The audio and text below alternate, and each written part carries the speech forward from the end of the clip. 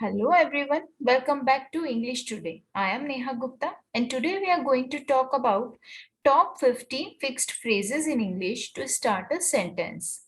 आप लोगों ने इंग्लिश की एक इडियम जरूर सुनी होगी, well begun is half done. इसका मतलब है शुरुआत अच्छी तो आधा काम पूरा। मतलब किसी भी काम की शुरुआत अगर हम अच्छे से कर देते हैं तो उस काम को पूरा करने के लिए जो हमारे एफर्ट होते हैं वो हमें आधे ही लगाने पड़ते हैं या बहुत कम लगाने पड़ते हैं। इसी तरीके से अगर हमें किसी के साथ कम्युनिकेशन स्टार्ट करना है तो उसकी शुरुआत अच्छे से होनी चाहिए, राइट। आप लोगों में से कई लोगों को ये प्रॉब्लम आती होगी कि जब हम इंग्लिश बोलते हैं तो हमें पता नहीं चलता है कि हम सेंटेंस की शुरुआत कैसे करें। तो आज की वीडियो में हम ऐसे टॉप 15 फिक्स्ड फ्रेजेस लेंगे जो हमें अलग अलग सिचुएशन में इंग्लिश की किसी सेंटेंस को कैसे स्टार्ट करें इसके लिए काम आएंगे। So let's get started. हमारा फर्स्ट इंग्लिश फ्रेज है as you may already know. As you may already know इसका यूज हम कब करते हैं? जब हम सामने वाले को ये बोलना चाहते हैं कि जैसा कि आपको पहले से ही पता होगा। हम ये अज्यूम कर रहे हैं कि जो हम बात बोलने वाले हैं वो सामने वाले को शायद पहले से ही पता है। तो इस तरह की बात बोलने के लिए हम एक फिक्स्ड फ्रेज को याद कर सकते हैं ताकि आगे से हमें जब भी किसी से ये बात करनी हो कि ऐसा तो आपको पहले से ही पता होगा, तो we will use as you may already know. Example, as you may already know, we have decided to postpone the award ceremony.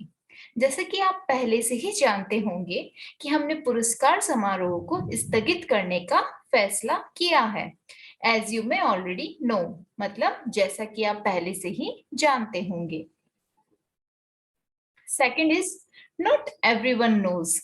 हर कोई नहीं जानता।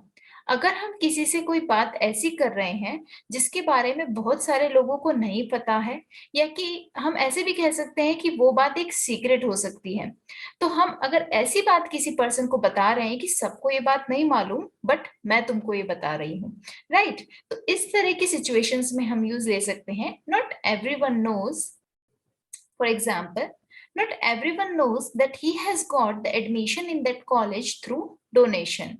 सपोज कीजिए आपका कोई फ्रेंड आपके किसी कॉमन फ्रेंड के बारे में बताता है कि उसे किसी टॉप कॉलेज में एडमिशन मिल गया है, तो आप उसे ये बताना चाहते हैं कि सबको नहीं पता बट उसे उस कॉलेज में एडमिशन डोनेशन के थ्रू मिला है। तो इस तरह की बात कहने के लिए आप इसके आगे ये फ्रेज लगा सकते हैं, not everyone knows that he has got the admission in that college through donation. हर कोई नहीं जानता है कि उसे दान के माध्यम से, डोनेशन के माध्यम से उस कॉलेज में एडमिशन मिला है। Next phrase is to be honest.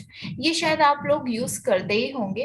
हम अगर किसी से अपनी ओपिनियन बता रहे हैं या हम ये बताना चाहते हैं कि हमने कोई काम नहीं किया है, अगर मैं सच कहूँ तो अगर हम हमारी सच्चाई बताना चाहते हैं तो हम उसके आगे ये लगा सकते हैं, to be honest I don't like movies. Suppose कीजिए आपके कोई फ्रेंड आपको मूवी पर जाने के लिए ऑफर करते हैं और आप ये बोलना चाहते हैं, आप पोलाइट भी रहना चाहते हैं और उस चीज के लिए मना भी करना चाहते हैं, तो आप इस सिचुएशन में टू बी ऑनेस्ट का यूज ले सकते हैं। To be honest I don't like movies. सच कहूं तो मुझे फिल्में देखना पसंद नहीं है। तो इस सिचुएशन में क्या हुआ, हम पोलाइट भी बन गए और हमने हमारी बात भी कह दी। तो जब भी आपको सामने वाले से कुछ, अब हम डिसअग्री होते हैं किसी चीज के लिए या हम ऐसी बात कह रहे हैं जो सामने वाला शायद पसंद ना करेगा, तो हम इस तरह के फ्रेज का यूज ले सकते हैं कि to be honest I don't like movies. Next phrase is when it comes to. When it comes to का यूज हम तब लेते हैं जब हमें ये बोलना हो जब भी इसकी बात आती है। एग्जाम्पल देखिए, जब मैं किसी अपने फ्रेंड को बोलूं या जब भी छुट्टी पर जाने की बात आती है तो तुम हमेशा इग्नोर कर देते हो। ठीक है, तो इस तरह के जो फ्रेजेस होते हैं, इस तरह के जो एग्जांपल्स होते हैं, इसमें हम यूज लेंगे व्हेन इट कम्स टू, जब भी किसी चीज की बात आती है। तो when it comes to going on a holiday you always ignores. जब भी छुट्टी पर जाने की बात आती है, जाने की बात आती है, तो तुम हमेशा मना कर देते हो या इग्नोर कर देते हो। तो व्हेन इट कम्स टू मतलब जब भी इसकी बात आती है, फिर हम आगे लेंगे किसी भी पर्टिकुलर सिचुएशन को, राइट। हमारा फिफ्थ फ्रेज जो है वो है if you think about it you will realise. इसका मतलब क्या है? अगर आप इसके बारे में सोचेंगे तो आपको एहसास होगा। अगर हम किसी को उसकी ओपिनियन के बारे में ये बताना चाहते हैं, हम हमारी ओपिनियन बता के ये कहना चाहते हैं कि तुम भी ऐसा सोचो और तुम्हें भी ये रियलाइज होगा। एग्जाम्पल के थ्रू हम समझते हैं। अगर हम हमारे किसी कोलीग को ये कहना चाहते हैं कि अगर तुम सोचोगे तो तुम्हें ये रियलाइज होगा कि हमारे जो बॉस हैं इन दिनों थोड़ा रूड बिहेव कर रहे हैं। ठीक है, तो हम क्या कह रहे हैं? हम अपनी ओपिनियन उनसे मनवाना चाह रहे हैं, साथ ही हम ये भी कहना चाह रहे हैं कि ऐसा आप भी मान लोगे अगर आप भी सोचोगे तो। सो हमें जब ऐसी सिचुएशंस आती है जब हम सामने वाले को ये कहना चाहते हैं कि दिस ओपिनियन इज करेक्ट, आप सोचो और आपको भी ये चीज का रियलाइजेशन होगा, तो if you think about it you will realise. Example देखते हैं हम। If you think about it, you will realize that the boss is behaving little rude these days. मतलब अगर आप इसके बारे में सोचेंगे तो आपको रियलाइज होगा कि बॉस इन दिनों थोड़ा रूड व्यवहार कर रहे हैं। ओके, तो if you think about it you will realise. इसका मीनिंग क्या है? जब आप सोचेंगे तो आपको रियलाइज होगा। सिक्स्थ है देयर इज नो डिनाइंग। ये हम हिंदी में कितनी बार बोलते हैं कि इसमें तो कोई शक नहीं है। तो आज से हम क्या यूज लेंगे? There is no denying. Example, there is no denying that she looks beautiful. इस बात से कोई इनकार नहीं है कि वह सुंदर दिखती है, इसमें तो कोई शक नहीं है। तो आज से इसमें कोई शक नहीं है कि बोलने की जगह हम यूज लेंगे देयर इज नो डिनाइंग। हमारा सेवेंथ फ्रेज जो है वो है इट गोज विदाउट सेइंग। ये भी हम यूज लेते ही हैं। ये हम तब यूज लेते हैं जब हमें कोई ऐसी बात कहनी है जो बहुत ही ज्यादा ऑब्वियस हो। या हिंदी में कई बार आप लोग बोलते हैं कि इसमें कहने की क्या बात है। हम बोलते हैं ना, अगर आपका कोई फ्रेंड आपको पूछता है कि आपके किसी कॉमन फ्रेंड के लिए कि क्या तुम उसकी शादी में जाओगे, तो आप कहते हो ना इसमें कहने की क्या बात है, मैं तो पक्का जाऊंगी। राइट, तो ऐसी कोई चीज जो कि बहुत ही ज्यादा ऑब्वियस हो, तो इस तरह की सिचुएशंस के लिए हम यूज लेते हैं it goes without saying. Example देखते हैं। It goes without saying that the government will have to impose lockdown in current situation. यह स्पष्ट है, या इसमें कहने की क्या बात है कि गवर्नमेंट को वर्तमान स्थिति में तालाबंदी लागू करनी होगी। It means lockdown. ये स्पष्ट है कि सरकार को वर्तमान स्थिति में तालाबंदी लागू करनी होगी। ये करंट सिचुएशन के लिए मैंने एग्जांपल लिया है। तो जैसा कि मैंने आपको पहले का एग्जांपल बताया था कि इसमें कहने की क्या बात है, जब भी हमें ये फ्रेज बोलना हो तब हम यूज लेंगे it goes without saying. No offence, बुरा मत मानना। ये हम कई बार बोलते हैं। तब बोलना चाहिए ये फ्रेज जब हम किसी पर्सन को ऐसी बात बोलने जा रहे हैं जिससे हमें लगता है कि शायद उसे बुरा लग सकता है, या शायद वो पर्सन हमसे डिसअपॉइंट हो सकता है।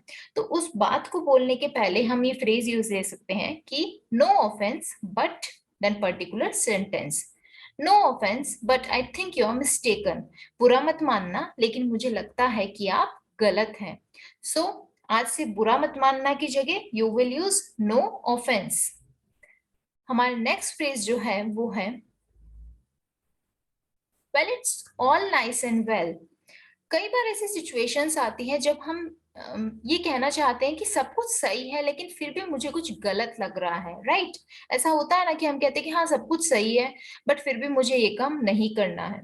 तो इस तरह की सिचुएशंस में जब आप ये कहना चाहते हैं कि ऊपरी तौर पर सब सही लग रहा है बट कुछ ऐसी चीज है जिसके कारण आप उस चीज के साथ आगे नहीं बढ़ना चाहते हैं, तो इस तरह की सिचुएशंस में आप ये फ्रेज यूज ले सकते हैं well it's all nice and well but then you will say your opinion.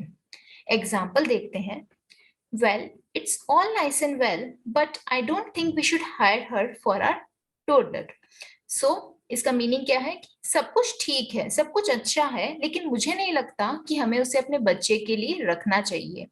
होता है ना कि हम अगर किसी केयर टेकर को अपने बच्चे के लिए घर पर रखना चाह रहे हैं, लेकिन आपका मन नहीं मानता है कि ऊपरी तौर पर सब सही है, सब कुछ हो चुका है, but still you want to say कि हाँ सब सही है लेकिन मुझे नहीं रखना है। तो इस तरह की जो सिचुएशंस है उसमें आप यूज ले सकते हैं it's all nice and well but I don't think we should hire her. Okay, तो नेक्स्ट हमारा फ्रेज है वो है as far as I am aware. जहां तक मैं जानता हूं। ये उस सिचुएशन में हम ले सकते हैं जब हमें हमारी ओपिनियन बतानी है, बट उसके साथ हम ये भी कहना चाहते हैं कि हो सकता है ये उतना ही सच है जितना मैं जानती हूँ, इसके अलावा भी कोई और इंफॉर्मेशन मौजूद हो सकती है। हम बोलते हैं ना कि जहां तक मुझे मालूम है शायद ऐसा सही है, बट इसके अलावा भी कुछ हो सकता है। हो सकता है कि आप अपने फ्रेंड से ऑफिस में कुछ किसी से बात कर रहे हैं और आप ये कहना चाहते हैं, आपका फ्रेंड पूछता है कि क्या इस बार किसी की सैलरी नहीं बढ़ी, तो आप ये बोलते हैं यार जहां तक मुझे लगता है या जहां तक मैं जानती हूँ शायद इस साल किसी की सैलरी नहीं बढ़ी है। तो जहां तक मैं जानता हूं मतलब आप उतना ही बता रहे हैं जितनी इंफॉर्मेशन आपके पास मौजूद है। तो इस तरह की सिचुएशन में आप यूज ले सकते हैं as far as I am aware. As far as I am aware, no one sorry no one got the salary hike this year. जहां तक मेरी जानकारी है इस साल किसी को वेतन वृद्धि नहीं मिली। हमारा 11th जो फ्रेज है वो है I don't want to brag, या फिर हम ये भी बोल सकते हैं I don't want to sound like bragging. Brag का मतलब क्या होता है, जब हम डिंग मारते हैं या जब हम बहुत ही ज्यादा बढ़ा चढ़ा कर बोलना चाहते हैं अपनी कोई चीज के बारे में, ऐसी कोई हमारे पास कोई या तो कोई चीज है या हमने कोई ऐसा अचीवमेंट लिया है जिसके बारे में हम बोलना चाहते हैं, शो ऑफ करना चाहते हैं, तब हम बोलते हैं ब्रैगिंग करना, मतलब डिंगे मारना। So I don't want to brag या फिर I don't want to sound like bragging. तो इसका मीनिंग क्या है, मैं डिंग नहीं मारना चाहता लेकिन आगे हम अपना वो अचीवमेंट बताते हैं या हमारे पास ऐसी कोई बड़ी चीज है जो हम बताना चाहते हैं, तो हम उसके पहले ये बोल देते हैं ताकि सामने वाले को ये ना लगे कि हम डिंग मार रहे हैं। एग्जाम्पल के तौर पर हम देखते हैं, अगर आपको ये बोलना हो कि मैं डिंग नहीं मारना चाहता लेकिन मुझे शेड्यूल से पहले ही प्रमोशन मिल गया, तो you would say I don't want to sound like bragging but I got the promotion well ahead of schedule, so I don't want to sound like bragging या फिर I don't want to brag। ऐसी कोई चीज जो आप show off भी कर रहे हैं बट ये भी बोलना चाहते हैं कि मैं डिंग नहीं मार रहा लेकिन ये बात है। सो इस तरह की सिचुएशंस में आप ये फ्रेज यूज ले सकते हैं। हमारा नेक्स्ट जो फ्रेज है वो है you can't really say that.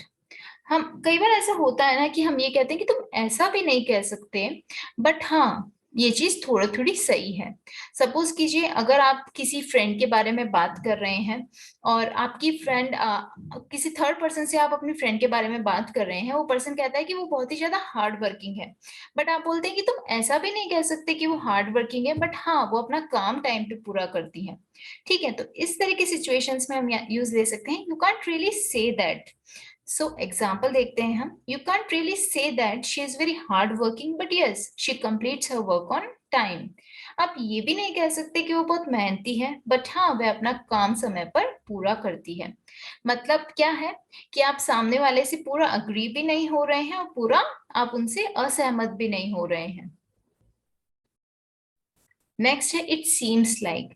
It seems like मतलब ऐसा लगता है, जब आप अपना ये बताना चाहते हैं कि ऐसा लगता है जैसे आज बारिश होगी। सपोज कीजिए एग्जांपल आप ऐसे बोलते हैं ऐसा लगता है जैसे आज बारिश होगी, तो you would say it seems like it will rain today. Next जो हमारा फ्रेज है वो है as a matter of fact. As a matter of fact का सेम मीनिंग है जो कि एक्चुअली का मीनिंग है। एक्चुअली हम कब यूज लेते हैं, जब हमें ये बोलना हो कि दरअसल या फिर सच तो यह है कि। एग्जाम्पल देखिए, as a matter of fact I always wanted to go in navy. वास्तव में मैं हमेशा नौसेना में या नेवी में जाना चाहता था। सच तो यह है कि मैं हमेशा नेवी में जाना चाहता था, या फिर आप ये भी बोल सकते हैं कि दरअसल मैं हमेशा नेवी में जाना चाहता था। तो इसकी जगह जब भी आपको एक्चुअली यूज लेना हो तो आप ये यूज ले सकते हैं कि as a matter of fact, actually I always wanted to go in navy, या फिर as a matter of fact I always wanted to go on navy, go in navy. तो जहां भी आप एक्चुअली यूज लेते हैं वहां आप actually as a matter of fact use ले सकते हैं। हमारा जो 15th फ्रेज है वो है आई hate to say this. I hate to say this का मतलब है मुझे ये कहने में बहुत बुरा लग रहा है। Even I hate to say this that this is the last phrase of our today's video. मतलब मुझे कहने में बहुत बुरा लग रहा है कि हमारे वीडियो का ये लास्ट फ्रेज है। चलिए एग्जाम्पल देखते हैं। I hate to say this but I really have to go. मुझे ये कहने में बहुत बुरा लग रहा है लेकिन मुझे वास्तव में जाना है या मुझे वास्तव में जाना होगा। ये हम कब यूज लेते हैं? जब आपको ऐसी कोई बात कहनी हो जिसको आपको कहने में बुरा लग रहा है, जिसको आपको करने में बुरा लग रहा है, बट आपके पास कोई ऑप्शन भी नहीं है। So on the same note I would say I hate to say this but I would say I will have to say goodbye to all of you. Thank you for watching the video. अगर आपको ये video पसंद आया हो तो इसे like और share जरूर कीजिएगा, और चैनल से जुड़े रहने के लिए सब्सक्राइब करना बिल्कुल मत भूलिएगा। बेल आइकन पर जरूर क्लिक कीजिएगा ताकि आने वाले वीडियो के अपडेट्स आपको जल्दी मिल जाए। कमेंट सेक्शन में लिखकर जरूर बताइएगा कि आपको कौन सा फ्रेज सबसे ज्यादा अच्छा लगा। Thank you once